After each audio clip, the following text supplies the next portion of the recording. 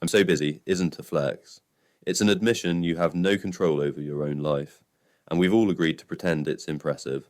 You style busy, the status symbol of our age, the thing everyone brags about, the response to how are you that's replaced. I'm fine. I'm so busy. I'm swamped. I'm drowning in work. I'm completely overwhelmed. And we say it with pride, like it means something. Like being busy proves we're important, needed, successful, like our worth is measured by how little time we have. Absolute bollocks. Being busy doesn't mean you're important. It means you can't say no. It doesn't mean you're successful. It means that you're shit at prioritizing. It doesn't mean you're in demand. It means you've let everyone else set your agenda.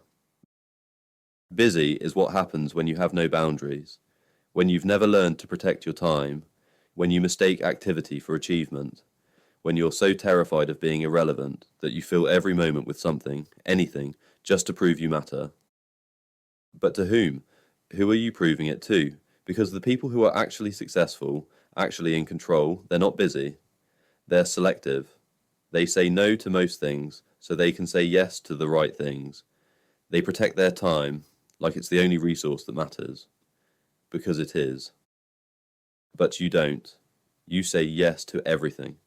Every meeting, every project, every favor, every commitment, every obligation.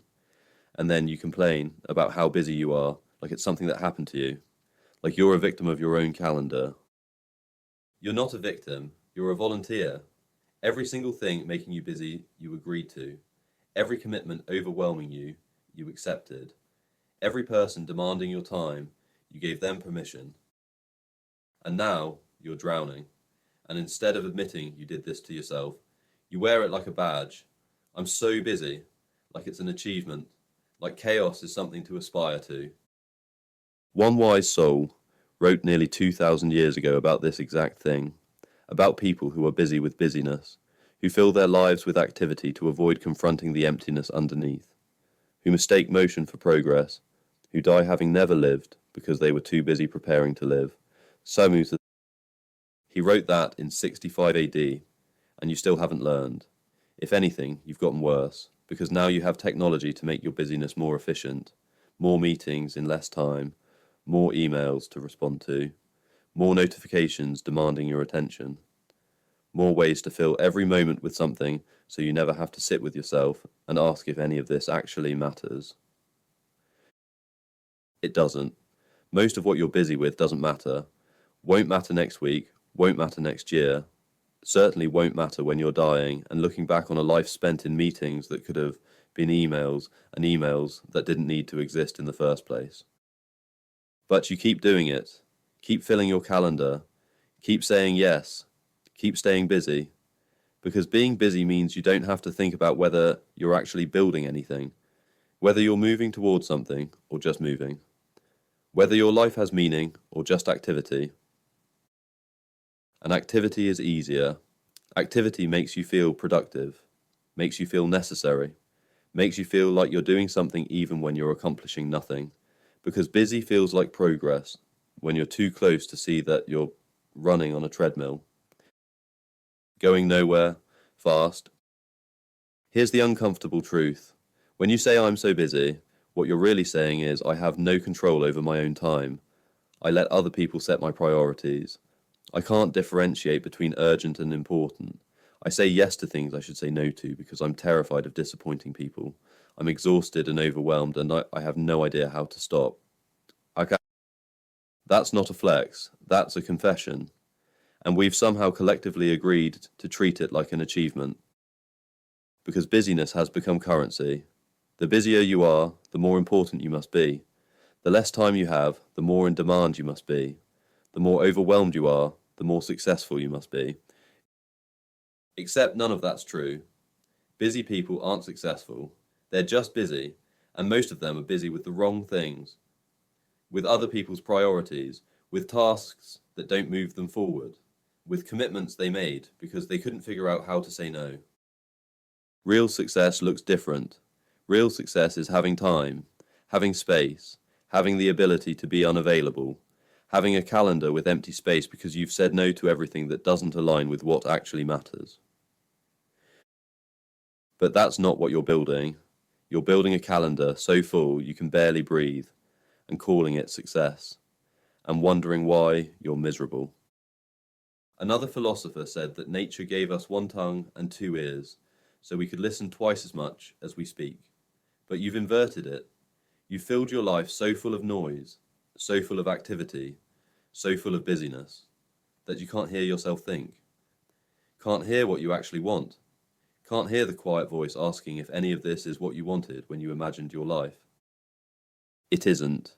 You know it isn't. But you can't stop, because stopping means confronting the fact that you've built a life you don't actually want, and that's terrifying. So you stay busy, you keep moving, you keep filling every moment with something, so you never have to sit in the quiet and ask the hard questions. Questions like, what am I actually building here? What do I want my life to look like? Am I making choices, or am I just responding to demands? Am I living, or am I just managing? Am I happy, or am I just busy? You don't want to know the answers, so you stay busy. But here's what happens when you stay busy forever. You wake up 10 years from now and realize you spent a decade being busy and you can't remember what you were busy with. Can't remember what was so important that it required all your time. Can't point to anything meaningful you built with all those hours you sacrificed. Just meetings, emails, projects that didn't matter, commitments to people who forgot you the moment you stopped being useful, a calendar full of activity that added up to nothing. That's the trap. Busy feels productive in the moment, but productivity isn't the same as progress, and progress isn't the same as meaning, and meaning is what you're actually after. But you can't find meaning when you're too busy to look for it. So you substitute. You substitute busyness for meaning, activity for purpose, exhaustion for accomplishment, and you hope if you stay busy enough, you won't notice the emptiness underneath. But you do notice, in the quiet moments, the moments between meetings, the moments before sleep, the moments when you're supposed to be present with people you love, but you're thinking about everything on your to-do list. You notice, you just don't do anything about it. Because doing something about it means saying no, and you're terrified of saying no, terrified of disappointing people, terrified of being seen as unhelpful or uncommitted or not a team player, terrified that if you're not constantly busy, people will realize you're not as important as you think you are. But here's the thing, you're already not as important as you think you are. None of us are. Your company will replace you. Your projects will continue without you. The meetings will happen whether you're there or not. You're not indispensable. You're just convenient. And the moment you realize that, the moment you accept that you're replaceable, that's when you get your power back. Because if you're replaceable anyway, you might as well protect your time. Might as well say no to things that don't matter. Might as well build a life that's actually yours instead of one that belongs to everyone who's learned they can take from you. But you won't. Not yet. Because you're still trying to prove something. Prove you're worth keeping. Prove you're necessary. Prove you matter. And you think busyness proves it. If you're busy, you must be important. If you're overwhelmed, you must be needed. If you're exhausted, you must be valuable. None of that's true. Busy doesn't equal important. Overwhelmed doesn't equal needed. Exhausted doesn't equal valuable. It just means you're bad at boundaries and good at self-destruction. One fellow wrote that most men lead lives of quiet desperation. He wasn't wrong. You're desperately busy, desperately overwhelmed, desperately trying to keep up with the pace of what you set yourself, and calling it success, calling it ambition, calling it dedication. But it's not any of those things. It's fear. Fear of stillness. Fear of insignificance. Fear of confronting what your life actually looks like when you strip away all the activity. And that fear keeps you trapped, keeps you saying yes when you should say no, keeps you accepting commitments you don't have capacity for, keeps you drowning in a schedule you created and pretending it's everyone else's fault. It's not their fault. It's yours. You're the one who keeps saying yes. You're the one who hasn't learned to protect your time. You're the one who mistakes being needed for being valued. You're the one who built this prison and then complained about being trapped. So here's the prescription. Stop bragging about being busy. Stop wearing exhaustion like a medal. Stop pretending your lack of control is proof of your importance. And start saying no, not some of the time, most of the time. Say no to meetings that don't need you. Say no to commitments that don't align with your goals. Say no to people who take your time for granted. Say no until your calendar has space in it, until you can breathe, until you remember what it feels like to be in control of your own day. That's not lazy, that's strategic. That's what people who actually accomplish things do. They protect their time. They say no to the trivial so they can say yes to the essential. They build margins into their lives so they have space to think, to create, to be present.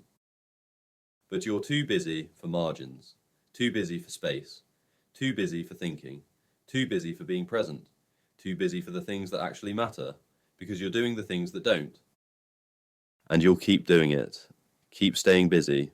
Keep complaining about how overwhelmed you are, whilst accepting more commitments. Keep performing busyness like it's something to be proud of. Until one day, if you're lucky, you'll get so exhausted you'll have no choice but to stop. Your body will force you. Burnout. Breakdown. Whatever you want to call it. Your biology will override your inability to say no and shut you down. And then, maybe, you'll realize that being busy wasn't impressive. It was just sad. That you spent years destroying yourself trying to prove something to people who weren't paying attention. That you sacrificed your time, your health, your relationships, your peace for the status symbol of being overwhelmed. And it'll hit you. That busy was never the goal. That you got tricked. That society sold you a lie that equated exhaustion with success. And you bought it. And you paid for it with your life. But you don't have to wait for the breakdown. You could stop now. You could start saying no now. You could reclaim your time now. You could build a life that's actually yours now. Or you could keep being busy. Keep sacrificing your time to prove you matter. Keep wearing your exhaustion like it means something. Keep pretending you have no choice when you're making choices every single day. It's up to you. Just stop calling it a flex. Stop pretending it's impressive. Stop acting like you're a victim of your own calendar. You're not busy because you're important. You're busy because you're bad at saying no. You're not overwhelmed because you're in demand. You're overwhelmed because you lack boundaries. You're not exhausted because you're successful. You're exhausted because you're out of control. And everyone can see it. Everyone knows that when you say, I'm so busy, what you're really saying is, I'm drowning and I don't know how to stop. And instead of helping you, they're asking you for more, because you've taught them they can. So teach them different, say no, protect your time, build a life with space in it. Stop being busy for busy's sake. Stop filling every moment with activity to avoid the quiet. Sit in the quiet. Ask the hard questions. Figure out what actually matters, and then do only that. Everything else is just noise, and you don't have to listen to it. You never did.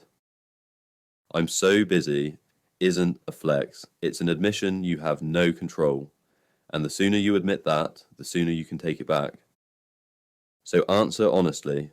Are you actually busy, or are you just avoiding being alone with yourself? Comment below. Defend your calendar. I'll tear it apart. Overthinking Department, where we call chaos chaos. Open 24/7.